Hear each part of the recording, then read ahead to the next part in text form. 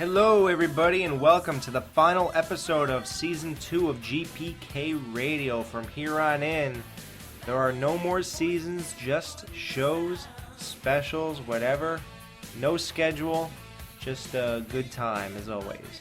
Well, for the season finale, I have put together probably the biggest, best show I could possibly come up with, and it turned out better than I could have ever imagined. I had the privilege of interviewing Dodger from the GPK Movie 1987, Mackenzie Astin himself. And it was a great experience. He is a great interview, and I think I made a pretty good friend here. So sit back, get ready, and I hope you all enjoy the interview that took place on April 5th, 2012. Wanted for aggravated assault, father. Also guilty of the following crimes: doing his kids' homework incorrectly, smelling up the house with cigar smoke and beer, giving the cheapest allowance on the block. Hey everybody, we're back, and this is really a big honor. As you all know, I've told you about this a little earlier, I have on the line Mackenzie Astin, star of the Garbage Pail Kids movie. How you doing, Mackenzie? I'm good. Good evening, everyone, and please don't hold it against me. Oh, believe me, just listening to this, you're like, what is this guy going to talk about? I got to hear this. Oh, that's so funny. Yeah, it was quite a few years ago, and I can honestly say that for the 13-year-old that I was, it seemed like the best idea going. I was I've joked with friends that I thought I was making the Goonies. I was sure of it. Wait, okay, when you read the script, what were you thinking? Like, what went through your head? Did it look good on paper? Well, if we go back to 1986, 85, 86, I think is when we were in production. The Garbage Pail Kids cards were immensely popular at the time. Right.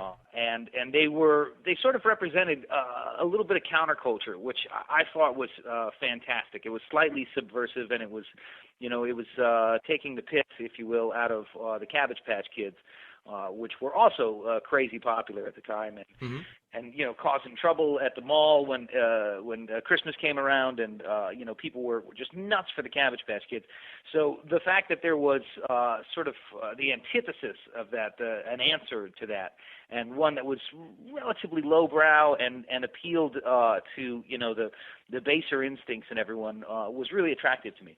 And also the idea that I could star in a movie was completely appealing. My brother Sean, the actor, had already tremendous success as a movie actor, and though I had worked a fair bit on television, back then there was a larger gap between film and television, and so the opportunity to work on a movie was really exciting to me. And on the page, you got to remember it's a 13-year-old reading it, and it's a 13-year-old imagining themselves as as the lead in a movie. And I have often been hampered, I feel, by my own imagination. In that I have read a number of scripts throughout my life, and almost invariably the version in my head is so much better than one comes out on the screen. And in this case, the distance between what I thought I was making and what was actually happening was absolutely vast. Okay. What was your first sign that this is not what I thought it was? Was it when you saw these puppets come out and It was before. It was well before that. It was I had landed the part, and actually I had found out, and maybe helped, but found out that the girl who I was going out with at the time, my girlfriend at the time, was going to be playing Tangerine, and so already this was a fantastic experience on the horizon. And my dad, who was not necessarily in the loop, which is a bit odd, but as a child of divorce, sometimes things get sort of lost in the mix.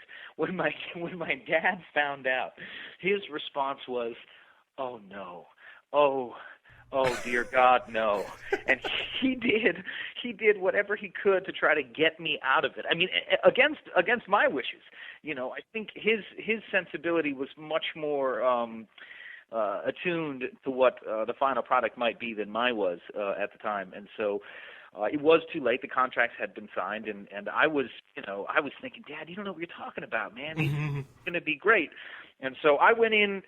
I went in with as good an attitude as I could have, and I tell you, idealism can really get you in trouble, because I had no idea. Even when we got to work, and it was evident that the costumes were not the greatest. Well, not the greatest, yeah. And not only that, the logistics behind getting them to work were a little bit difficult. You know, there were.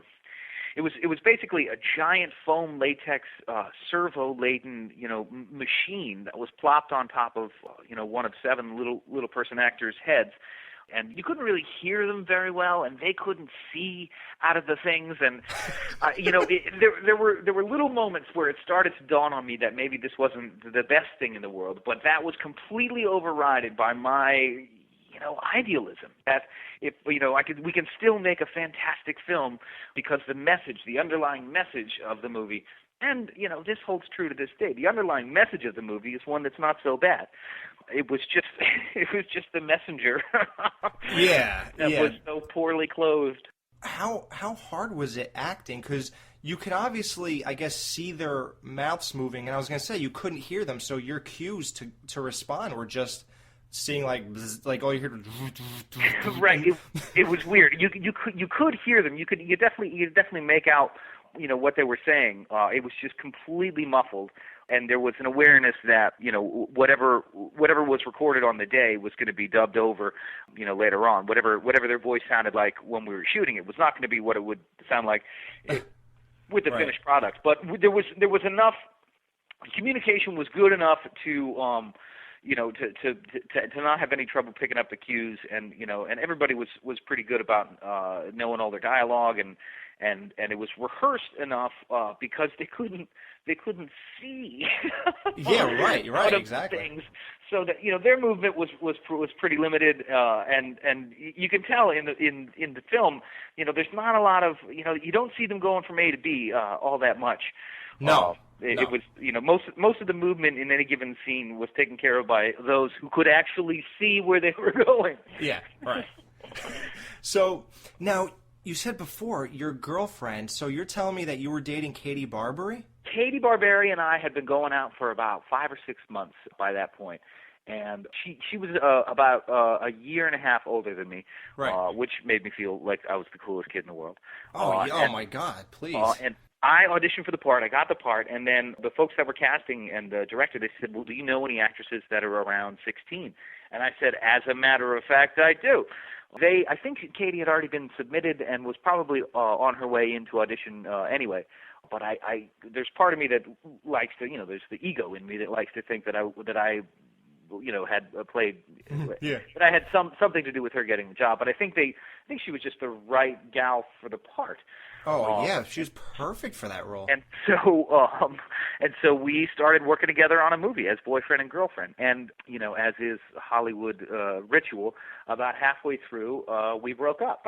Oh wow! Which added an extra layer of awkward to the entire experience. Right. Yeah, as if it wasn't awkward enough. Now, see, since you said that, my question is, how in sequence was this film? For example, when you broke up with her and you said, "I just don't think you're pretty anymore," did you break up for real at that time? Oh man, I honestly can't remember. I wouldn't be surprised. The universe is such that things like this happen that way, I believe anyway. And so I wouldn't be surprised if that was about the time that we were breaking up. We certainly didn't shoot in any particular order. I mean, we shot. God, come to think of it, we shot most of the stuff in the upstairs of Captain Manzini's antique shop first, and then we had the downstairs set. And I think towards the end of the production is when we were shooting the stuff at the fashion show. So it may have timed out just right. Right. In that, when Dodger is losing interest in Tangerine, Mackenzie and Katie had found themselves further apart. What was her thoughts? Like, why did she agree to do a Garbage Pail Kids movie? And, like, did she have the same, like, optimism you did? And did it deflate during the movie like yours did? I can't speak to her to whether or not there was any deflation in her optimism. I know for both of us, the idea of working on a movie was exciting, and it certainly wasn't a huge budget, but it was definitely a movie that had some backing. I mean, the Topps trading card company was a pretty large company at the time, and the popularity of the cards was such that it was our presumption that the film would be well received, or at least a lot of people would see it. We figured that kids would come out in droves, and so we were definitely optimistic about the process. Plus, we were getting paid to act in a movie. It was it was exciting. It's what people dream of, right? Or I guess in this case, what people nightmare of. yeah, right. Would you be willing to say what you got paid for that movie? God, I honestly don't remember. The rates were a little bit different back then. The economy I think was in better shape for some in some ways, and so it was probably in the tens of thousands. It was a good, certainly exciting, for a 14-year-old. Yeah, right. Yeah, like what's it like to hear like, kid, you're going to be a star of a movie. You're going to get paid $60,000 for 3 months of work. You must have been like, wow. Sure, it was terrific, and it was right in line with what I figured was going to be my lifestyle. At the time I'd been successful enough in some respects working on a TV show for about 4 years, and so I was making plenty of money, and I just figured that the natural progression of things would be to go from television to film, which, as I mentioned before, there was a bit of a difference in the gap between them. I mean, nowadays you see stars go back and forth from film to television, and back then it was less of a thing. You were either a film actor, which is a big deal, or you were a television actor hoping to make the jump to film. What would you say is the difference in pay, like a weekly pay for a TV actor back then compared to even like a small budget movie like this? Well, I don't even know if it was small compared, relatively. Yeah, I can't remember what the budget was for it, but I know that things were different in the 80s as well. Television money in the 80s was a lot more than it is now.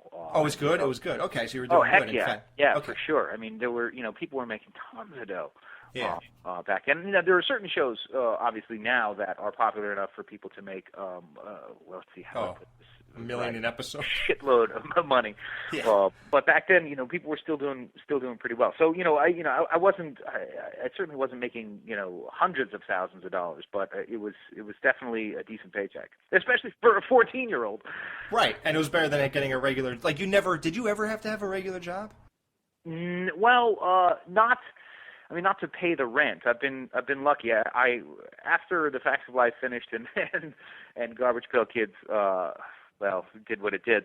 I went back to high school on a regular basis and had a couple of jobs just to sort of experience them, which was great actually. And then for a stretch in 2005, from 2005 to 2010, I was living in Baltimore and working with my dad, who teaches at Johns Hopkins, who teaches acting and directing there. And I got a job at the restaurant across the street from Hopkins just to sort of stay busy. And it was terrific to have a regular job, man. I had already had respect for folks that work in the restaurant business, but working as a server and a food runner and in the kitchen, it made me recognize how difficult that job really is. Right. Now, of course, you're working with people. How often were you like, hey, you're the kid from The Facts Life, or you're the kid from the Garbage Pail? Like, do you ever get recognized for Garbage Pail Kids? Sure. Every now and then there'll be, and people are funny about it too, because I think because it was such a clunker. They're reticent to bring it up first, and so they'll say, "I remember you from The Facts of Life," and then just kind of feel around to see how I've responded. Yeah, and then go, and of course the Garbage Pail Kids, which for a number of years, kind of cast a pall over me. I wasn't. I didn't have it in the best place in my own psyche, in my own mindset. And over the last couple of years, I've been able to have it in a much better place, a much healthier place. And it's actually, it's pretty funny to look back on, right. Because it is a testament to how bad movies can be.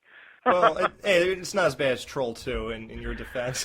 That's funny. That's the one I've heard come up in conversation. I'll Yep. mention how bad Garbage Pail Kids was, and then somebody will come back with Troll 2. Yeah, they're the two most popularly known bad movies. And that's what I was going to ask you, too. Like, do you think the whole stigma of this movie costs you any roles in the future? It's hard to tell. It's really hard to tell. I think because I took off about 4 years, 3.5 years to go back to high school on a regular basis and have a so-called normal childhood. I think that helped keep any negativity from the film from having a lasting effect, because I was sort of a different.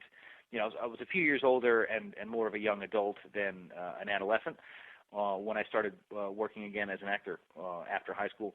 And honestly, I don't think it's in the consciousness of too many people that are continuing to work in show business. Yeah, I don't think. Yeah. So I hope not. And if so, truth be told, there are no accidents. So if for whatever reason the Garbage Pail Kids movie's presence has cost me any work, it's not an accident. There's a good reason for it. Right. Yeah. Did you collect Garbage Pail Kids before this movie was made and before they told you about it? I don't know if I could say that I collected them. I was certainly aware of them. I certainly had a few packs sitting around the house, but I didn't have the sort of dedicated focus that a collector would have in terms of paying attention to the cards and keeping them in in sort of a safe fashion. Right. I know. I had packs of them, and I was familiar in some ways with some of the characters from the cards. But I wouldn't. I have too much respect for collectors to consider calling myself a collector. Yeah, right. I was definitely aware of them, and I kind of liked the fact that they were there. I liked the fact that they were, like I said before, sort of an answer to the Cabbage Patch Kids, and that they were pretty gross. Yeah.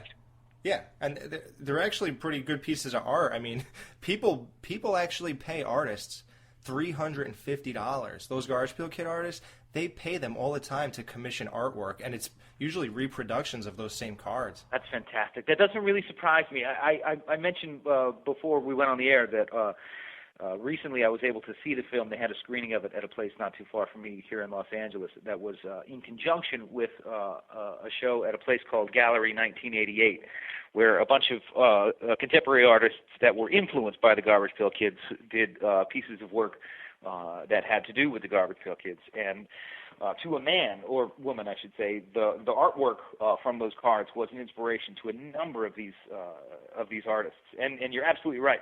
The artwork on the cards was fantastic. Mm-hmm. Absolutely fantastic. And I think for people who went to see the movie, it might have been a little bit disappointing. Even though, even for the technology we had at the time, it was a pretty decent job in terms of capturing the look, but it worked really more in the still photos from the movie than the live action aspect. Right. Because it was evident, it was pretty clear you were looking at foam latex and servos. Yeah, of course. Yeah, there was no mistake that these might be living things at all. Right. Were you aware of the controversy surrounding this film before it was even, did you know that parents were protesting TV stations to not even let them air commercials, letting anyone know this movie was coming out? I don't think I was. I'm thinking back, I may have heard some scuttlebutt, but it didn't. It certainly wasn't at the forefront of my consciousness. I think I was expecting, if anything, controversy like that to be a positive thing in terms of getting people into the theater. When I went to the theater on the opening weekend and found it glaringly empty, I realized how wrong I was. Wow, that's crazy. Because I think that with the popularity they had, you don't know a movie's bad before you see it. I can't believe that people weren't lined up. Yeah, it may have been that the trailer gave it away, or it may have been that there was just a much better option on the table that weekend in Devon, I think. But it didn't offer much return on the investment. No. Well, you see, now I want to talk to you about the actual. The movie had a message, but I had a whole list, and I just, because I know, you're not too into the movie to know this, but so just to break things down in the It's Just Wrong category, this movie has like a lot of them. I'm all ears. Okay.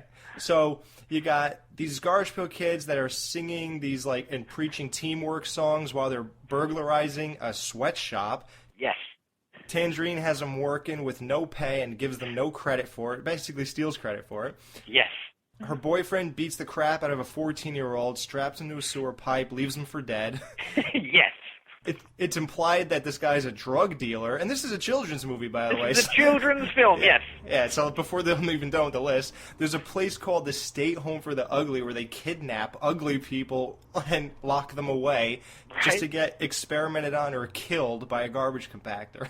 Right, right. Now, you see, when we see all these things on that list, it's weird that you dating Katie was really crazy because I always felt that they cast you because you looked like 6 to 8 years younger than she did, and it was just another thing that they wanted to add to the It's Just Wrong category when she was coming on to you and kissing you and basically, it was like a pedophilic kind of thing going on, and I thought it was just it fit perfectly with the vibe of everything else that's wrong with this movie. And now you tell me that you were really dating her. Yeah, we were boyfriend girlfriend at the time. It's and not that far apart in actual age, which is good. It's healthier anyway than what it might have looked like on screen. There were quite a few things that were absolutely wrong with the film, and it's amazing to me how little of that I was aware of, at the time. Though I can say, having seen the film in the last 6 months, and it's about 25 years now, every single one of those uncomfortable and icky sort of things holds up perfectly. Yeah, right. Yeah, it's amazing, even in this day and age. It's just as ugly, it's just as weird, it's just as ick-inducing, and it is just as wrong, as you say. Right. I mean, it's in some ways, it's impressive that it holds that still after 25 years. Yeah, it's amazing. What did your friends and family think of the final product when they saw it? Like, what did your friends and cast members from the Facts of Life say? Like, wow, I saw that movie. Right. Like, what did everybody say to you after they saw it? I was fortunate enough for Facts of Life to have been wrapped and finished as a show by the time the movie came out. So I didn't have to experience the undoubtedly uncomfortable situation that might have brought about. Right. My friends, they tried to be as gentle as possible, but it was obvious what was up on the screen, and so there was quite a bit of embarrassment on my part, and quite a bit of respect for my old man. As a result, he was absolutely right in trying to get me out of doing it, and he was absolutely right in that it probably wasn't a very good career move at the time. It is what it is, Now. The other thing I want to say, it seems like you did all your own stunts, if you want to call them that. Like, the guy dropped you in the mud. It seemed like that was really you. You went head first down that sewer that they were stuffing you in, and right. You were squeezed into the duffel bag. That was you. Like, whose decision was it to let you really do all those things? Well, the duffel bag was my idea, actually. The whole thing was your idea? Well, it was actually kind of funny. I, for whatever reason, had always been good at cramming into small spaces, and it occurred to me while we were, setting up for one of the shots that I could probably fit myself into the duffel bag, and it might be funny. I suggested it to the director, and he said, "Let me see," and I climbed in the duffel bag, and I think that was one of his favorite bits in the movie. I distinctly remember Rod Amato saying, "Man, that's great. I love it. That's fantastic." Yeah. The sewer thing, I honestly don't remember. I'm sure there were a bunch of pads. Getting dropped in the mud, no problem. I was game for that. And I know there was a stunt double that was there for some of the stuff in the fight scene at the very end. Right. There's actually one shot where it's pretty clear that it's a guy in his 20s with quite a bit more meat on his bones than young Mackenzie. Yeah. But mostly, I was up for it. I'm still sort of the same way. I'm anxious to do whatever it takes to get what it is that the director wants. Which I think is helpful in a lot of ways. And we had the good fortune to not get hurt. back then. What was the vibe like with the gang in the cast? Like, what kind of person was Juice when the cameras weren't rolling? Ron McLaughlin was a delightful fellow. Had to be in his mid-20s and happy to be working, as we all were. And really a genuinely good dude. There's a scene where towards the end where in the fight where I'm on top of him and punching him in the face and real upset and giving it my all as an actor, and we finished that scene and he said, "Hey, come with me." And he pulled me aside, and this was actually kind of cool, I thought. He said, "Listen, when you get that emotional about stuff, sometimes it can change your body odor." So he said, "Hey, here, try some of this," and he gave me his deodorant, like as a grown-up, to say, "Hey, make sure you don't stink," or something like that. And it was actually, it may sound strange, but it was a really sort of genuine and nice thing for an older guy to do, to a younger actor, like to say, "Hey, just so you know, sometimes when we're working, we start to stink a little bit." So I guess it was nice of him to look after me in that way. And there was a genuinely good vibe around the set. Everybody was glad to be working, and we were making money. It was a good thing. We were all, sort of. There weren't really any established actors other than Anthony Newley, and so we were all thankful to have the work. I actually, like I talked about earlier, about how these artwork are so, important to the collectors and stuff.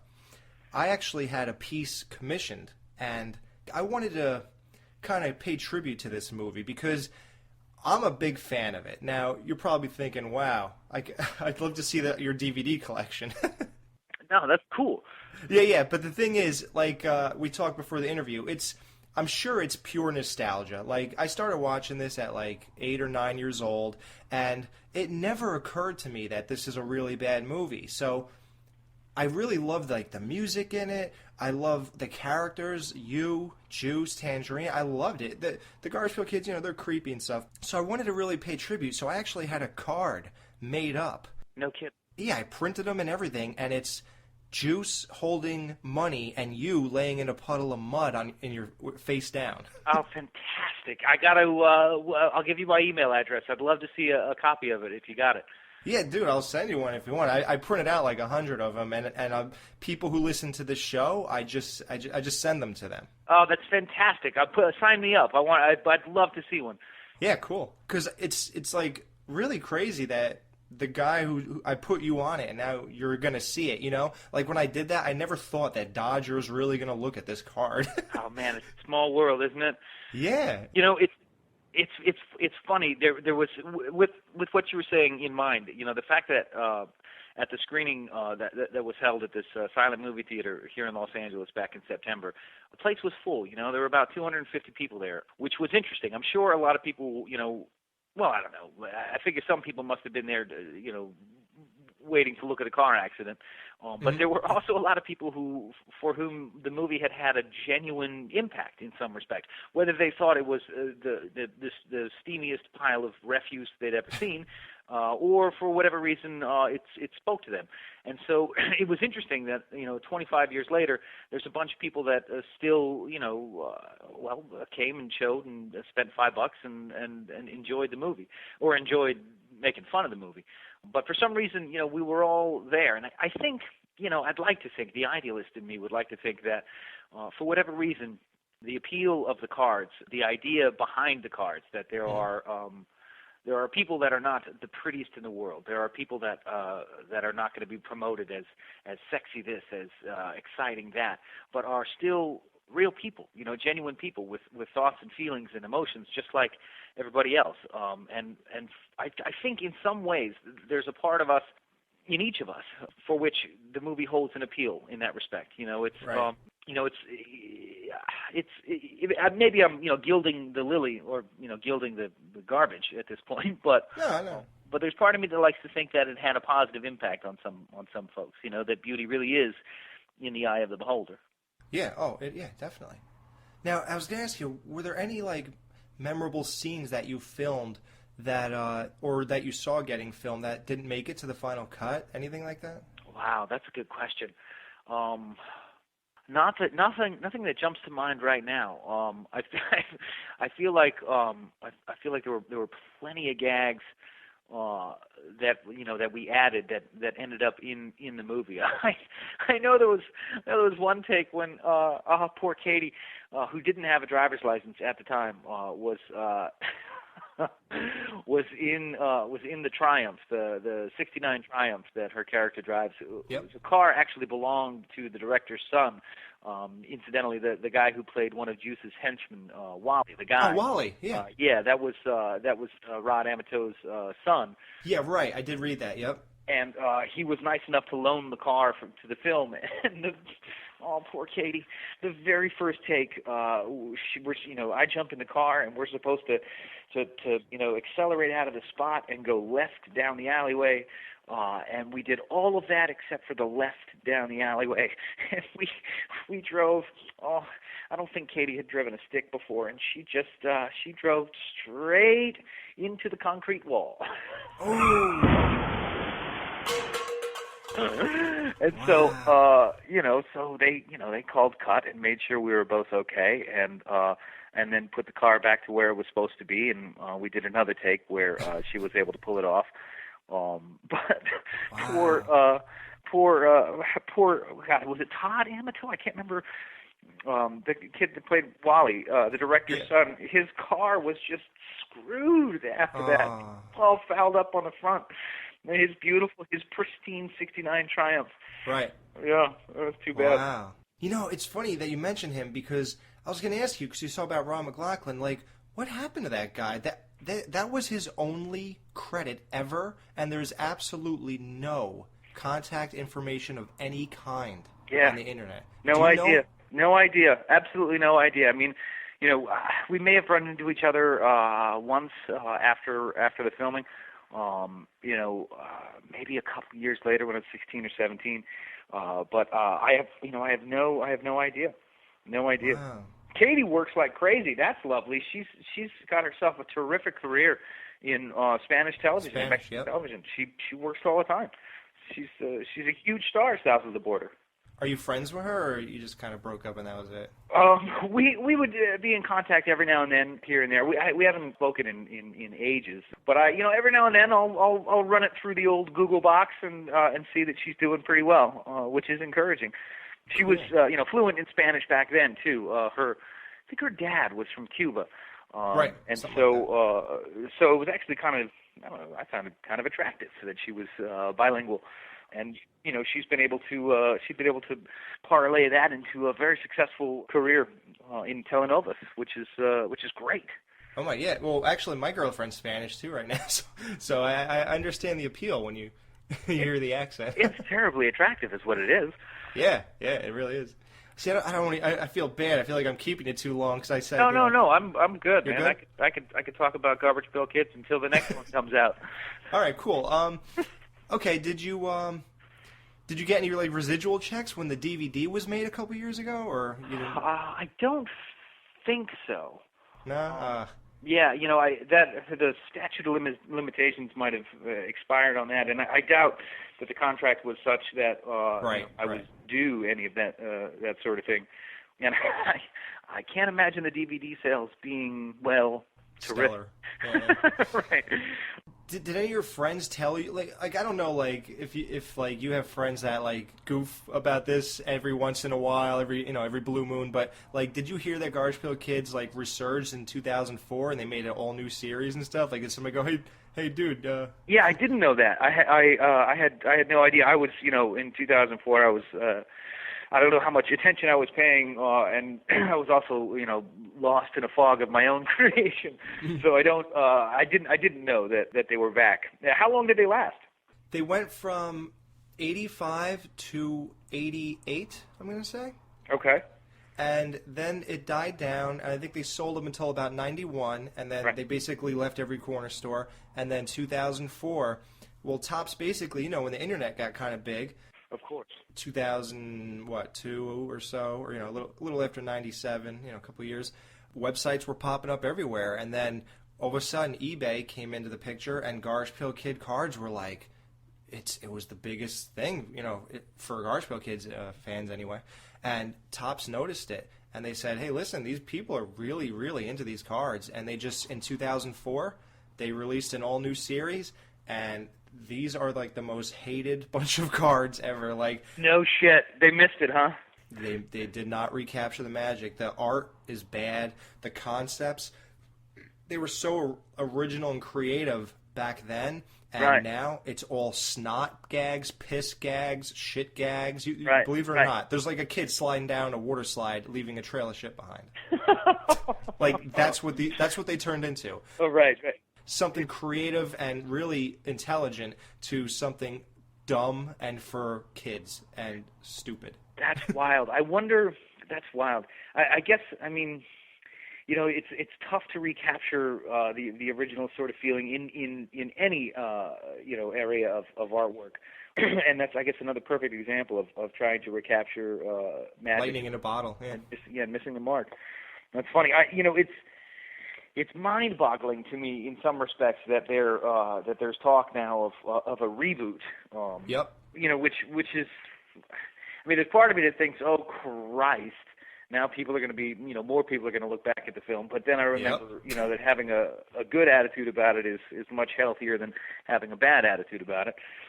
And also, you know, they would be, you know, I'm sure people have said, can you believe that the movie was so bad? How could they be doing another one? And my thinking is, it is impossible for them to do any worse.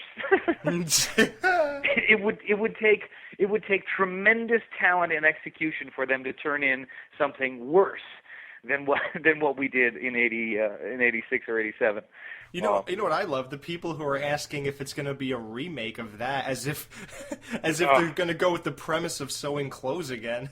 Right. God, can you imagine? No, I tweeted something about it a month or so ago when that news first came out, that linked to a segment from the Mythbusters where Adam and Jamie proved that you can actually polish a turd.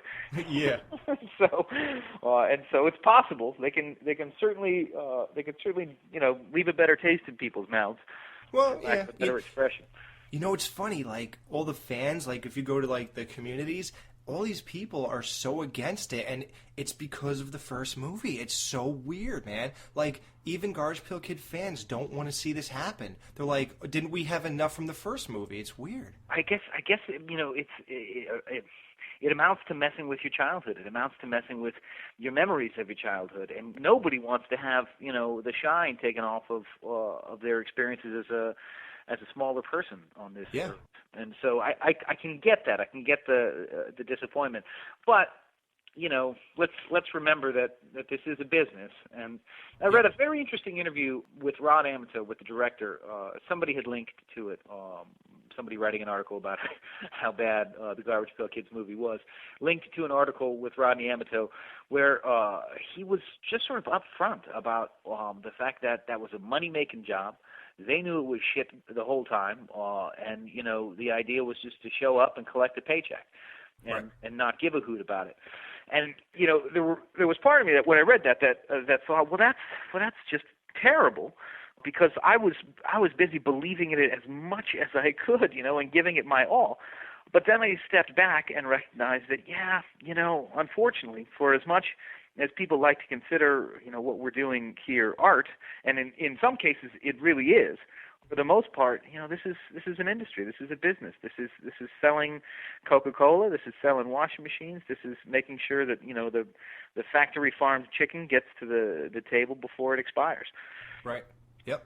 Now, would you do a cameo in this new movie, like a voiceover? You know, like you know what I said would be the perfect cameo. I'm imagining a CGI movie. You know? I think that's what they're going to do. Yeah, I don't see how they couldn't. I mean, let's be honest.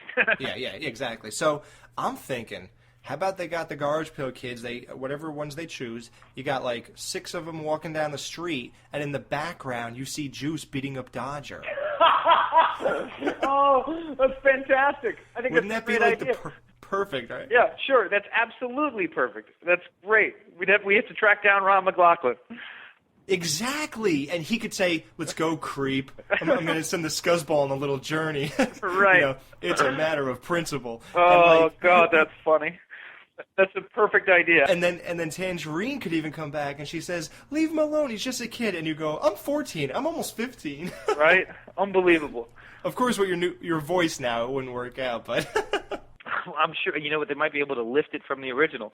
yeah, right. And wouldn't that be funny if they actually had you guys at your ages now and you're still doing the same shit? Right, yeah, stuck in that loop. In that universe. That's great. That's hysterical. And I'm sure, you know, for fans of the original film, that would be quite a highlight. Oh my God. Now, were there any plans to do a sequel had this movie been a success? You know, I think in the article that I was just talking about with the interview with Rod Emko, I think they asked him the same question, and he said yes. I mean, that was the intention, and of course, you know, I can imagine how that would seem perfectly logical at the time. You know, if it achieved any modicum of success, right, then I'm sure they would happily invest in another version. Or, you know, or a sequel, but we made sure that didn't happen. Yeah, it wasn't in the cards. No. Do you have any props from the movie? Oh God, no, I don't. Wouldn't that be terrific? I sure wish I did, but I do not. I don't even think I kept anything at the time. No, really?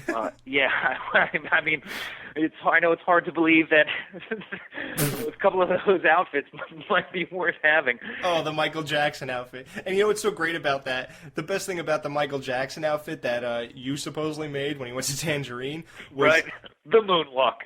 Yeah, the moonwalk. And she's like, "You made this?" And as she says that, she opens it up, and you see a tag from the real people who made it.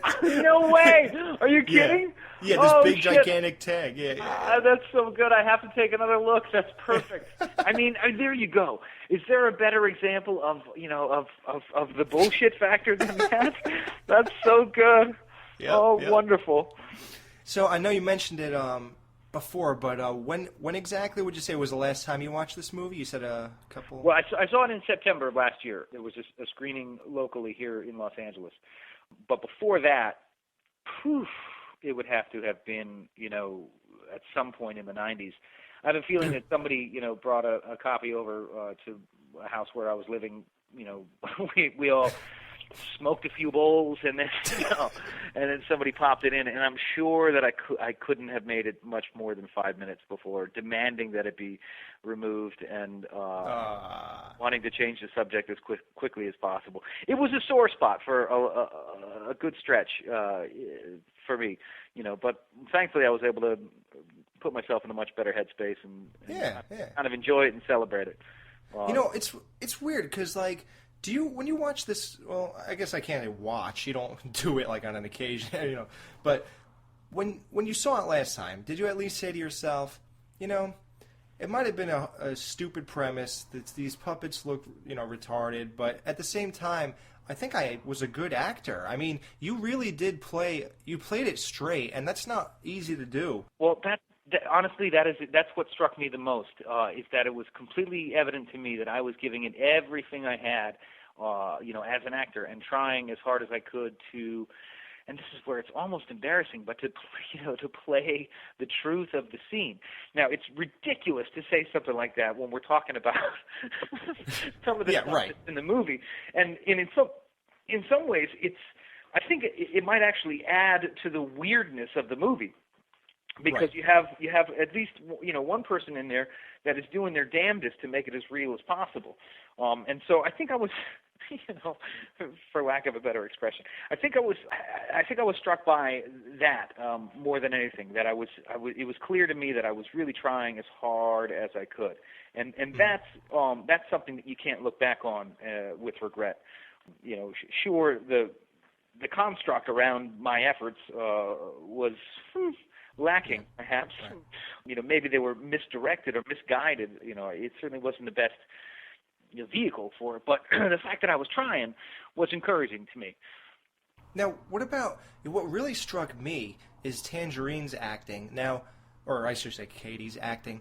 She seemed like, when you watched it, did you notice this? Or, because I don't know what she was like in real life, but that was like, she looked like a 24-year-old girl in a 15-year-old, 14-year-old's body. The way she acts, she acted like an adult. The way she delivered words, every mannerism about her was like a 24-year-old. Like she was 10 years ahead of herself. That's funny. I think that's a testament to Katie's life experiences at the time. I think she, for a variety of different reasons, grew up pretty quickly, and I think, and she definitely carried herself very maturely, and that, oh my God. that was certainly reflected in her performance. And I think also, it's so funny to be discussing it like this. I think the character was trying to be as grown up and savvy and sophisticated as possible, and so in that respect, Katie certainly delivered. Yeah, it's amazing.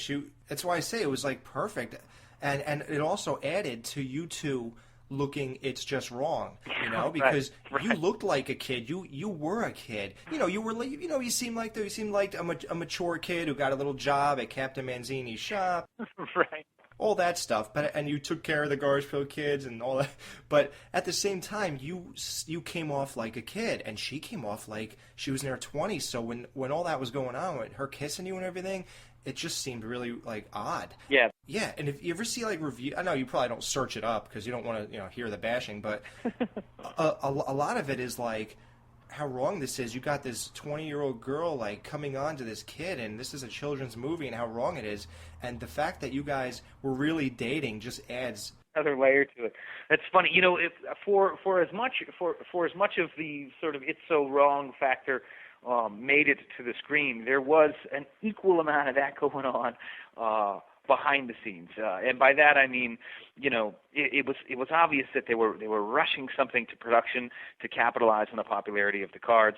From the top, from the above the line on down, people were probably aware that they were, not making the greatest thing in the world, but they were still showing up for the paycheck. And, there was, I think it's a pretty decent representation in some ways of some of the more negative aspects of this Hollywood. There's a guy I like to quote, a quote I read many, many years ago, a guy named Wilson Misner, who said about Hollywood, he said, it's a trip through a sewer in a glass-bottom boat. Wow. and this film, is I think it's maybe a decent reflection of some of the hypocrisy, some of the chicanery, some of the bullshit that goes on in this business under the guise of making a kids film, but actually for the purpose of turning a profit. And right. It exposes the ugliness of those base natures. It certainly didn't succeed the way that the producers wanted it to do. But I think in terms of exposing some of the uglier underbelly of this business, it did a damn good job. Oh, definitely. Now, you said earlier that there's no mistakes in life, and I completely agree with you. I have proven like a million times to my girlfriend and stuff that everything's meant to be, because the coincidence that happened to me on like a monthly or weekly basis, there's no way some things fit like they do. So I believe in that. So yeah, sounds like you're awake, as my wife would say.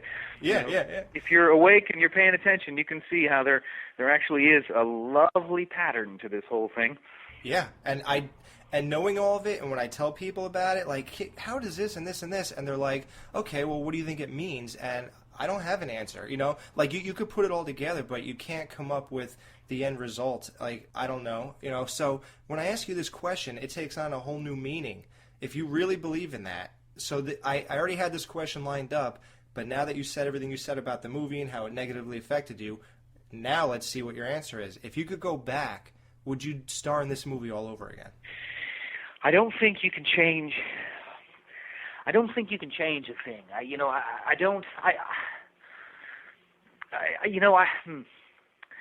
There's part of me that says, of course not. I would much rather have gotten that part in Roller Boys. And then I think about that.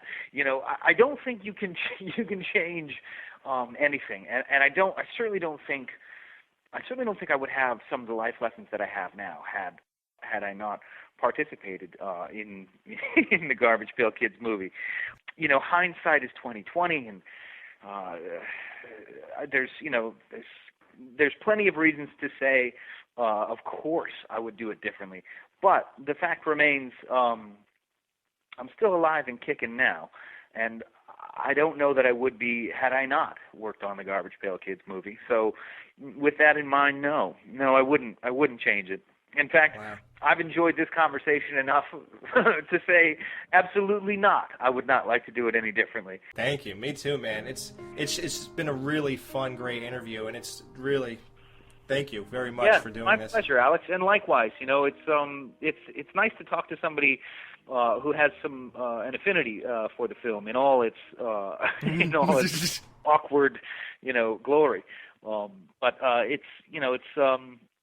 it's been nice to reminisce, man. I appreciate it. Yeah, you too, man. I guess so. Do you want to tell people like where to find you now, like all your Sure, fans? yeah, things are cooking. I've had some good luck this year. I've worked a bunch. There's an episode of Criminal Minds that's coming up that I'm in. You can follow me if you so choose at Twitter. It's at Mackenzie Astin. There's no website, and I don't have the Facebook, but the Twitter is there if people are interested. I'm not a prolific tweeter for sure, but occasionally I'll put up a link to something that's funny. Yeah. And yeah, hopefully, let's see this. What else? There's a movie called. Weren't you in a play though? I thought you were in a play called like. Caught. Yeah. Caught. Yeah. That was last year. Yeah, that ran for quite a few months last year, but it wrapped up. I went to go work on a movie in the South. That movie actually will probably come out sometime this year, called Hell and Mr. Fudge, which is actually a pretty interesting story about a very interesting guy named Edward Fudge. And then there's a movie called Elfman, which will hopefully be out at Christmas. It stars Jason Weeman Acuna from Jackass fame, and he is one of Santa's elves who discovers that he's a bit of a superhero. And so that's actually that's something that's a lot of fun that I hope people will like. Should be out around Christmas. Cool. Yeah. Cool, man. Well, thanks again. It was great. You're a really great guy, and I knew it. I knew you would be. My pleasure, Alex. Thanks for having the show. Yeah, man. Thank you. Yeah. Good talking to you, man. All right. Yeah. Cheers. See you later. Bye. Bye.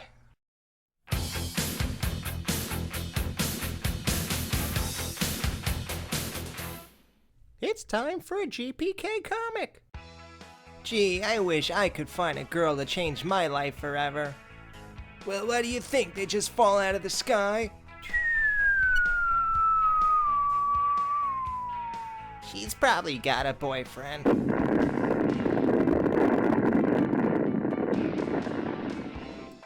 I am Ian from the planet GPK KPG. Take me to your leader. Well, I'm the leader. Mission accomplished. Evidence conclusive there is no intelligent life on Earth. What's your favorite Mexican food? Refried beans. Then you'll like this a lot. What is it? Rechewed gum.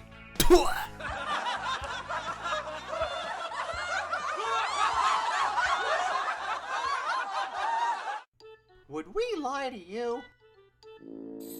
Berserk Kirk of Palo Alto, California can suck his foot without bending over. On January 22nd, 1953, the moon spoke, but no one was listening. The GPK acne removal system. Apply infected area to guillotine. Pull cord. Say goodbye to pimples forever. Alright guys, well I hope you all had a great time with the interview, great time with Season 2, and I will see you again in future episodes. Like I said, I'll be taking off for the spring and the summer, probably do a couple shows in the fall, winter, and no schedule, nothing like that, no pressure, just when it hits me, we'll do them. Until then, I don't really think I'll be doing a show about the all-new series, any reviews on those series or anything like that. So if anybody wants to pick up where I left off with the whole series review thing for all-new series 1 through 7 and possibly 8, go ahead. I didn't have much to say about that book that came out. I mean, it's a book. And I guess my only complaint would be I wish it was just the original art without the banners and nameplates and all that stuff. Other than that, I thought it was really good. Pretty cool stuff. So there's no real review for that. probably a review for series 14 and 15 coming up on future shows far from now. Like I said, if somebody wants to pick up where I left off, go ahead and take over all new series reviews like I did for the first 15 or whatever I did so far. 13 so far? Please, go ahead. I'm sure it'll be better than my shows, and I'm sure people will love it, because that's what it's all about. We love this stuff, and I'm sure you could do more with it than I ever could. So I'll see all you guys in the future. Hope you liked your promo card. Alright guys, well thanks for watching. Maybe you watched all 16 episodes, I don't know. If you want to hear what I'll be doing over the spring and summer, and probably for a while, check out the Skeleton Crew. That's the new show I'm on. It's a horror radio show. If you guys like horror movies, I'm at horrorbid.com under the podcast section. It's really radio, but we call it podcast for those people who expect to hear that word for an internet show. I posted a link to my Facebook for the Skeleton Crew. If you want to hear horror shows from me, then check it out. It's fun stuff. I got 2 cool guys with me, man. Fun show. Maybe you'll like it. Maybe it'll be a nice little replacement for a while. Again, thanks for listening, and I will see you later this year.